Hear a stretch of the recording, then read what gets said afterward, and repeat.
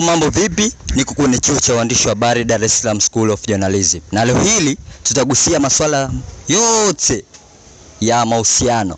Tupate mwanafunzi mmoja DSJ atatuelezea au atatupa maoni yake kuhusu swala zima la mahusiano. Baki hapo hapo, usiondoke. Mambo dada? Poa. Mzima? Mzima Kabisa. Yeah. Umependeza. Asante. Sawa, na swali langu la kukuuliza. Swali langu lasema hivi, je, kuna muda sahihi wa kuanzisha mahusiano? Yeah, kuna muda sahihi. Kwa nini?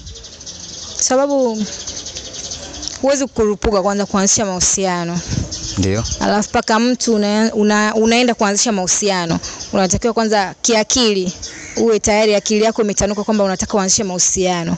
Sababu kuna baadhi ya watu wanaanzisha mahusiano, hawajui hayo mahusiano kwa ajili ya nini, au mahusiano yanahusiana na nini. Ndio ile unakuta baada ya siku 2-3 watu wamebwagana.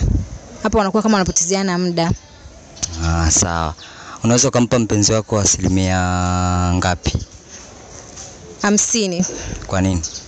Siwezi kumpa asilimia zote sababu yeye naye pia ni binadamu kama mimi. Je, ndio ukawa naye kuanzia asubuhi mpaka jioni, labda siku nzima, labda unamuona vizuri nini, hauwezi kumpa asilimia zote? Kumuona mtu ni tofauti na asilimia. Sababu binadamu ukiwa naye hapo karibu ni wa kwako, lakini akishatoka hapo nje ya wewe si wa kwako tena. Sawa. Umetisha dangu.